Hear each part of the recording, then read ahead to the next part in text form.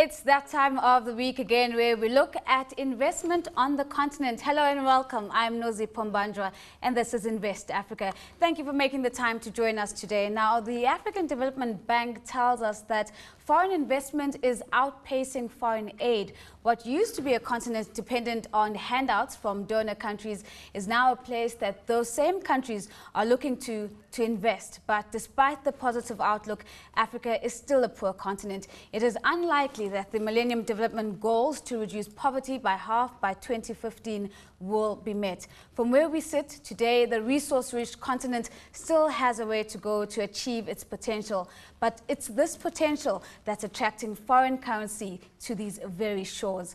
Joining me now to discuss this topic from Nairobi, we have JUDE ANYIKO. He is the CEO of BRITAM Asset Management. RORY, he is sitting in Cape Town. He is the head of RISCURA Fundamentals.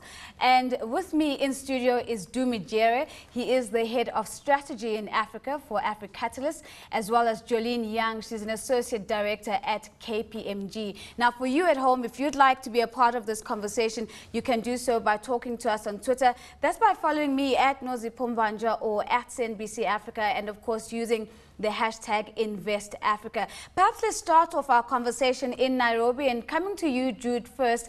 Does Africa still need foreign aid? That's an interesting question. We still need foreign aid, but how the Kenyan politicians use it usually say it should not be for free. We should be looking at foreign aid and business.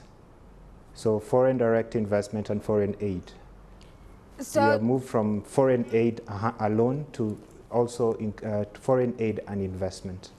Let me take that analysis that you've put on the table and take it to Cape Town. RORY, both aid and investment, is this the new path that we're seeing Africa travel? Well, yes, I think you can almost look at foreign investment and aid as being on a spectrum, and there's also several categories of funding that comes to different African countries that sit somewhere in between, both from the aid on the one end to pure commercial investment on the other.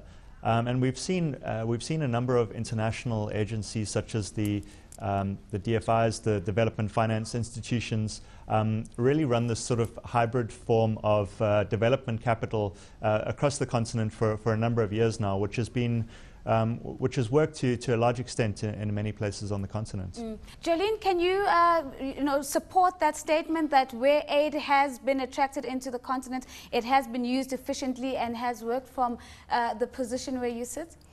I can. If I have a look at the investment that the World Bank has made in the payment systems, helping central banks across the continent to implement real-time gross settlement systems to ensure that we achieve a fundamental difference at a payment system level, and certainty in payment and certainty in settlement across the continent gives foreign direct investors the security and the comfort that their money will be put to the use that they need to put it to the use. So there is a case for the foreign aid having made a fundamental difference across the continent at that level from a payments perspective. Dumi, are there still sectors that though we could confidently say are still ripe for aid rather than investment? And in particular, I'm thinking of those sectors that fall under the public sphere, health in particular, where governments might still need some support from those who have a bigger financial muscle to help them before we start talking about targeted investment. True. No, I certainly think that there are sectors that still can do with a bit of aid. I think my view is that foreign aid can be a very good instrument for public, for financing for public goods. You know, when you look at things like access to clean water or child immunization, or some infrastructure development that foreign direct investment will not necessarily go into and invest in because it won't give them the returns that they need. So I think those, such areas, they still exist. And without those, then I think we would be looking at a more catastrophic picture in terms of, for example, if we're to zoom down in the area of health. If you look at the child immunizations, the tuberculosis, malaria, and so forth, all those things that that are being addressed by foreign aid in most of these countries in our continent. Jude, I want to maybe flip the conversation and come back to Nairobi, in particular looking at the public sphere, and pose the question, why are governments failing to make public service investments attractive for those who do have the funds to plow into that area?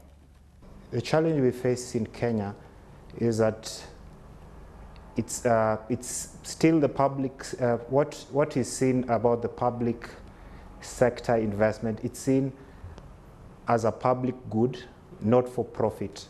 So most of the Kenyan investors, like the local pensions, are looking for profit, whereas the public are seeing it as a public good that is not to be charged for profit. Now, that's the challenge we are facing in Kenya.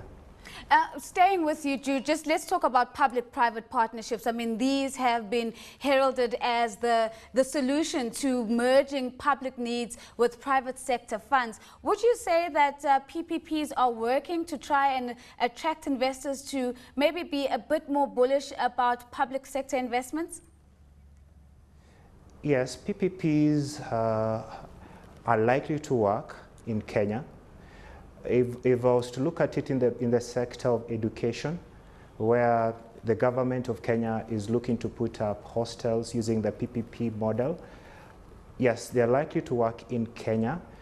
But what has happened, we have foreign investors who are looking to invest in the PPPs, but local investors are shying away from these PPPs in fear of, we can say, sovereign risk, government, change of regime. So there's still the political risk angle for the local investors. So the PPPs are likely to, we are likely to get foreign investor participation in Kenya. So it certainly seems that PPPs might be one way to go. Rory, let's come to you in Cape Town and maybe focus on foreign direct investment now and ask you to paint us a very broad picture of the big trends we're seeing on the continent. Which sectors are really attracting the lion's share of investment, and which markets maybe have first mover advantage in this regard? Well, if we look back over some history, foreign direct investment used to come into Africa principally to take advantage of the resources that Africa has. So predominantly into the oil and mining sectors, you would have foreign companies plowing capital into those areas in order to extract those resources and take them to other parts of the world. And in many respects, that is still there. So that whole tier of foreign direct investment still exists in Africa. The trend that we can lay on top of that, though, is that international companies and companies from more developed parts of the world are seeing opportunities in Africa, particularly in the parts of the continent where there's an emerging middle class, in order to take advantage of opportunities of those urbanizing communities, of having larger middle classes where there are consumers who can afford the next tier of products in those different markets. So there's certainly that, corporates seeing that level of opportunity. And then I think the third level of FDI is actually starting to come from companies investing in the continent where they see the opportunity to bring manufacturing into parts of the continent. And I think specifically of Kenya as an area where we're starting to see the beginnings of manufacturing hubs. And particularly some foreign capital coming from Asia to begin to fund the FDI in that area. Dumi, I want us to pick up on that point that Rory raises, in particular around manufacturing capacity. Do you get a sense that from a policy perspective that African governments are passing the right types of incentives and the right type of regulations to increasingly make this continent competitive when it comes to building that manufacturing capacity? To an extent, I don't think I get that sense that they're doing enough as they should be. It's almost like most of the countries, they speak using one voice. However, I think they would be more vocal if they spoke with one voice per block. So you look at back to the regional economic communities, in essence. Exactly. Yeah, so if you look at, for example, the Southern Africa Development Community, if they were all to come together and agree that this is the angle that we want to go and these are the things that we want to drive forward, and then speak with one voice. I think that would go a long way in boosting the manufacturing and incentivizing it the right way, making it attractive for the investors. Jolene, we've been talking about regional integration on the continent since the days of the OAU, which has been many, many years ago. Are the RECs or the regional economic communities working so that we can see more FDI being driven at a regional approach and maybe take on some of Dumi's concerns in the process? Yes. So if I have a look at some of the regional blocks, and I can speak from the way in which the payment systems have been reorganized in order to do that.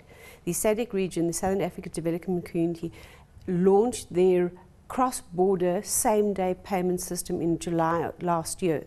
And that has seen a fundamental shift in the way in which the region will now be able to pay one another across the border on a same-day basis, where it took 2 to 3 days before.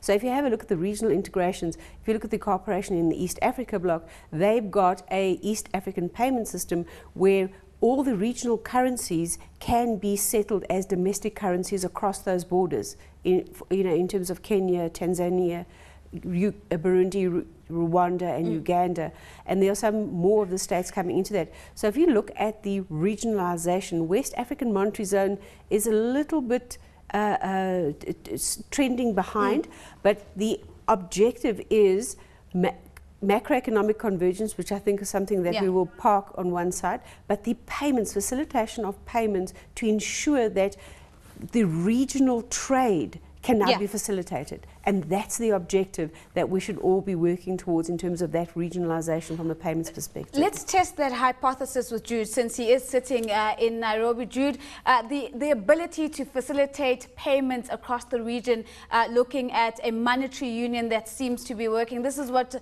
Jolene is speaking about. Is it as glossy as it appears from as far as South Africa? I would partly agree and partly disagree. Why disagree? I'm looking at FDI in form of intra-regional investment, and what has been happening in the East African community is we have Kenyan companies expanding into the region. Best example is BRITAM, where we have expanded in Southern Sudan, Rwanda, Burundi, and can say Tanzania, and right now we are covering 7 countries. So payment system, I would partly disagree, because although we are in 7 countries as BRITAM, we still have different payment systems within the country. What has driven expansion, or I can say intra-regional FDI, is relaxed regulations in terms of business, licensing and other ease of doing business across the various countries in the region.